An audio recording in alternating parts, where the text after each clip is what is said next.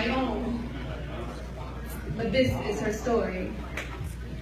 She grew up in a small farm town where there are people like Jack and Jill, George and Jim and Ellen and Jane, where everyone was part of the same and everybody knew your name. Her parents were strict, but she never disobeyed, although affection they barely gave. She was the oldest of three, taking on responsibilities, feeling like her life had limited possibilities. She started to get sick. Sick with a depression as soft as bricks. But the pressure was thick to put on a smile, so she put her depression and pain back in her brain in a locked away file. She grew up in a small farm town where choices were chained, rules were followed, and you swallowed your spit and played the game.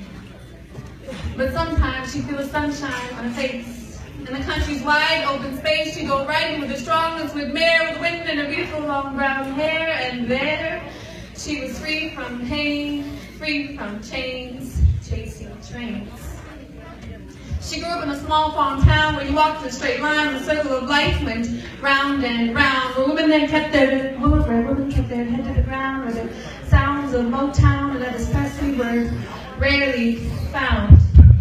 So she never learned to dance, to take a chance, to find her own beat. So she just marched to the rhythm of somebody else's feet. She marched till I start, she stuck to the plan, she followed the rules, she walked in a straight line, she marched. Go to school, get your degree, become a teacher, 1, 2, 3. Marry a man, have some kids, 4, 5, 6. But wait, sound off. She was never given step 6. She was lost in the weeds, stuck in the sticks. The whole world was crumbling and she didn't know how to fix it. She went from bad to worse. First they carried the man she married off to jail. Her life was off course. She was forced to put in her resignation because her husband was in the papers and in all the news stations.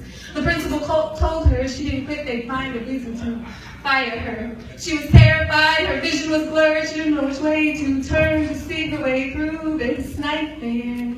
Nobody cared. Nobody to teach her, so the maestro became the white-powdered preacher. So scared to learn new plans, so she just smoked and smoked. Giving in to the dope became the only way she knew how to cope. Because when she was high, she was free from pain, free from chains, free from blame. But that train she'd always been chasing had stopped, and like another cover cop, the dope tricked her, pretending to be friends instead of freeing her. It locked her in, it dug inside her brain, digging out all the depression and pain. She lost her husband, her job, the trust of her kids, even though they were her only will to live. She felt so robbed. Then one day God gave her what she'd never been given, step 6. See, step 6 is if all else fails, you must exhale. Inhale me, exhale me. I keep having this reoccurring dream of this radiant woman who seems so determined to be free. She's riding her horse bareback in a saddle. It looks like she's in a battle because she has this fierceness in her eyes that pierces his skin. And you can see the warrior within. With no remorse, she kicks the hell out of a horse, loosens the reins, and chases after that runaway train. She's normally timid and tame, but in my dream she's wicked and wild with a golden smile that screams, I am not afraid.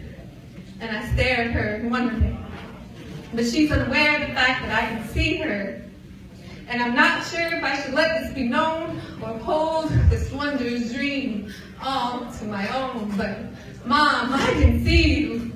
Mama, I can see you. I'm right behind you, chasing after that runaway train too. Thank you.